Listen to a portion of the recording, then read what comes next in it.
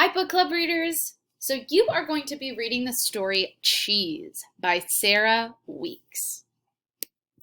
Oggie Coder loves cheese so much that he carries a slice of cheese with him wherever he goes. It's not just for a snack. Oggie is an excellent charver.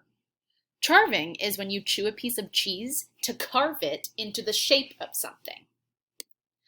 The kids at school think Oggie's charving is a little strange.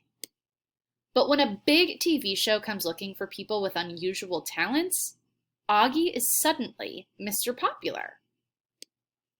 Can Oggie charve a path to fame and score an invite to the party of the year without melting under pressure?